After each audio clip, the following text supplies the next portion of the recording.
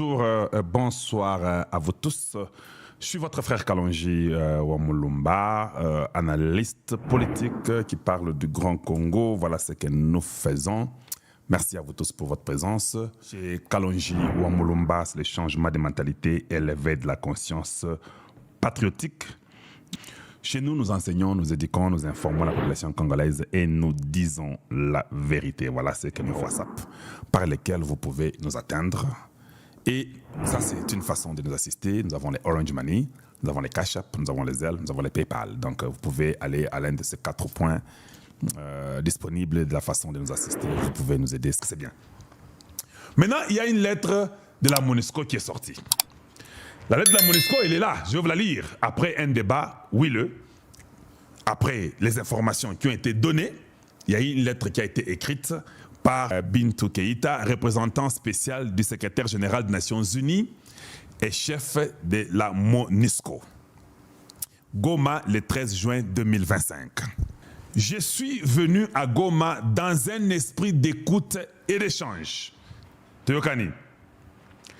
Cette visite intervient à un moment critique dans un contexte de tensions persistantes et à quelques jours de mon briefing devant le Conseil de sécurité des Nations Unies. Donc, Bintou Keïta, avant que les Nations Unies aient le rapport, il faut à Solana Bango, mais à l'objet que dans un climat de tension, nous demandons seulement à un moment critique. Quel moment critique? Quel climat de tension? Mais tu nous dis que tu es venu dans un esprit d'écoute et d'échange. Est-ce que, Oyo, Eza maman na papa te babimi na chambre à coucher après basi basali bitumba? Maintenant, tu viens nous calmer, nous, les enfants. N'oubliez pas que Kalonji TV est là. Ça ne passe pas. On continue. Aujourd'hui, j'ai rencontré le leadership de l'Alliance Fleuve Congo M23. Cette rencontre s'inscrit dans le cadre d'une continuité d'efforts conjoints entamés depuis quelques mois au profit de la population, comme vous le savez, avec la facilitation du CICR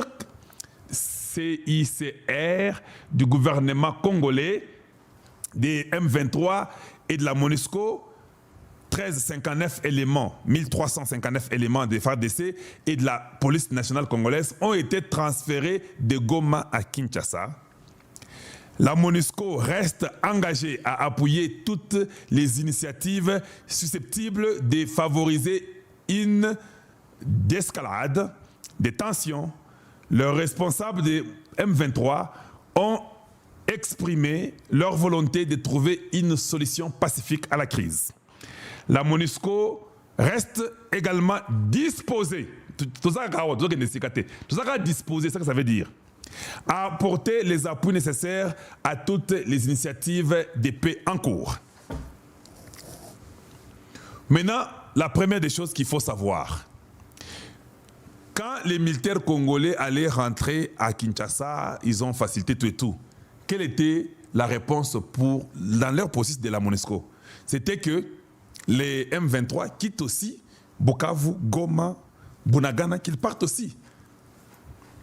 Maintenant, cette lettre, quand on l'écrit, elle peut sonner Mukanda Moko diplomatique. On a vu fumer ya noir makasi na Goma. Ndeo bisoto monaki.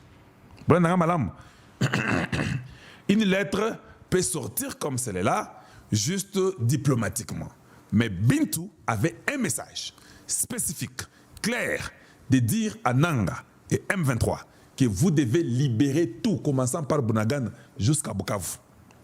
C'est le message que je suis très certain et sûr, parce que je sais que c'est lui qui m'a parlé, qu'il était question de leur dire que ça, c'est la dernière chance. Il n'y a pas autre moyen que de partir. La seule possibilité qui vous reste, que vous devez tous accepter, c'était la possibilité de PDDRS. Pourquoi faire tuer tant de Congolais? Pour qu'à la fin, on vous retourne à ce que Tshisekedi vous avait déjà dit. Tout le monde aux États-Unis, tout le monde dans le monde entier, nous avons vu NBC.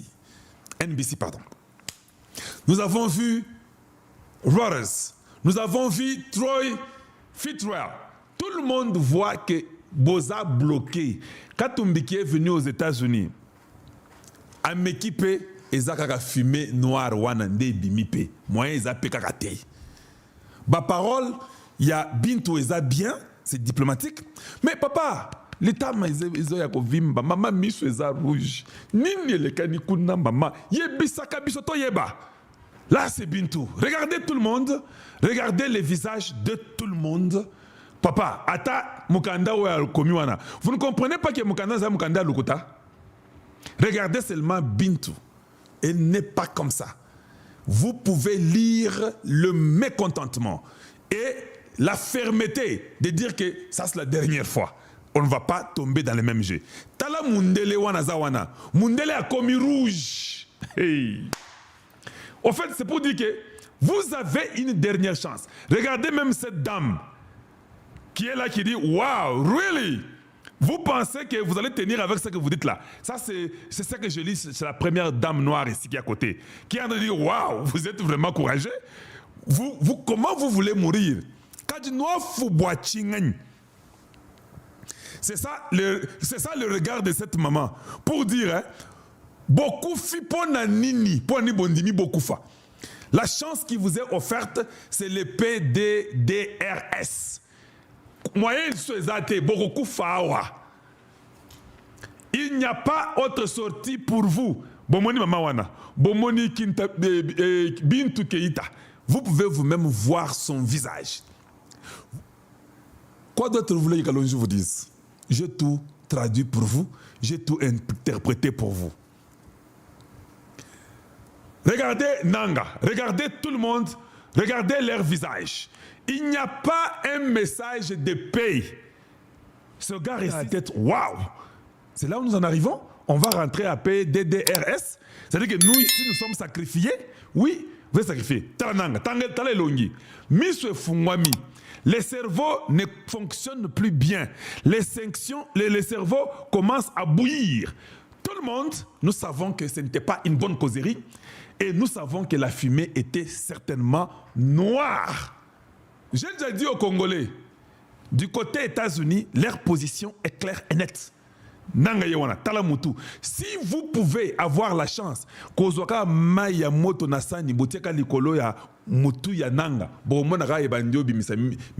que ça va chauffer. Il ne dort pas, les yeux deviennent comme les yeux d'un singe. Il est là avec les joues comme les joues des Cholet. Tu vois quand quelqu'un, lui et Cholet ont les mêmes joues. Mais ce qui est étonnant, j'ai regardé les joues du président. Les joues du président, ça a une bonne santé. Talayabino. Mandez-vous, Ezokol en désordre. Et vous pouvez voir que tout le monde, même Bertrand, vous pouvez voir Bertrand ici, moi. Il est juste après les militaires. Regardez seulement le front. Hey, moi, je vous montre tout. Moi, je suis là en train de lire. Regardez le front de Bertrand ici, moi. Personne n'est dans un bon message ou bien posture ya malamu. C'est-à-dire que ndenge zawana va comprendre que o nzambe nangai makambo oyo ekomi eloko mususu ezaya solo tobando sekaka mbongo mais zaka mbongo te. La fumée elle est noire et pour nous tous notre futur est noir. Les messages que cette dame était venue apporter. Le reste là, elle peut tout dire, ça ne vaut rien dire. Je dis bien, ça ne vaut rien dire. Le vrai message, c'est le message là que nous vous donnons, que nous croyons être le vrai message qui a été donné. Et nous pouvons connaître ces messages-là à travers des Troy Fitzgerald. Suivons. Ici aujourd'hui pour parler du DRC en général. Je suis sûr que certaines personnes s'intéressent au processus de paix en cours en ce moment. Cette semaine à venir, nous avons effectivement des équipes techniques ici pour essayer d'atteindre la prochaine étape. Nous avons défini ces principes. Maintenant, nous débattons de la manière de mettre ces principes en pratique. Nous avons fait, je pense, tout ce que nous pouvions en ligne par visioconférence, par email. Il est temps de réunir à nouveau les équipes, donc c'est ce que nous faisons en ce moment.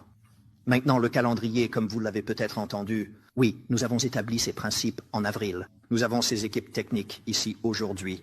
Nous visons toujours un accord de paix en juin ou juillet. C'est en quelque sorte ce que les États-Unis apportent à la table, c'est-à-dire un calendrier extrêmement ambitieux, pour être franc, une véritable ambition. Il n'y a aucune raison de tergiverser là-dessus. Si nous devons le faire, on le fait maintenant. Nous n'allons pas attendre 6 mois pour la prochaine réunion. Nous devons mener cela à bien. Et donc, oui, c'est sur cela que nous travaillons. Et je devrais préciser que la raison pour laquelle nous sommes impliqués, c'est parce que les deux parties nous l'ont demandé. Les deux parties ont dit, d'accord, peut-être que vous pouvez faire avancer les choses. Et c'est pour cela que nous sommes vraiment au cœur de tout cela. Mais l'élément clé, c'est qu'il y a un certain nombre de processus dont vous avez entendu parler. Vous avez entendu parler des processus de Luanda et de Nairobi. Nous avons maintenant un processus de Doha. Et puis bien sûr, il y a le processus de l'Union africaine. Ce ne sont pas des cadres séparés que l'on peut opposer les uns aux autres. Ils sont organisés, ils sont coordonnés et ils se soutiennent mutuellement. Et en fait, nous aurons les Qataris ici la semaine prochaine également, dans le cadre des négociations. Maintenant, parlons des minéraux critiques. On est censé aller au-delà des minéraux critiques, mais il est important de rappeler qu'on les appelle critiques pour une raison. Je veux dire, c'est ce qui a attiré l'attention du monde entier. Très bien. Ne gaspillons pas cela. Donc, même si nous disons qu'il faut aller au-delà des minéraux critiques, n'oublions pas qu'ils constituent un élément extrêmement important. Leur quantité, leur rareté et leur utilité dans tout ce que nous faisons pour la vie moderne, tout cela compte. Cela a attiré l'attention, ne laissons pas passer cette opportunité. Mais tant que nous parlons de minéraux critiques, n'oublions pas que l'économie mondiale repose sur l'acier, l'aluminium et le cuivre. Et pour 2 d'entre eux, la RDC est l'un des pays les plus importants au monde, voire le plus important. Et ce qu'il faut savoir à propos de ces métaux de base, c'est que l'infrastructure qu'ils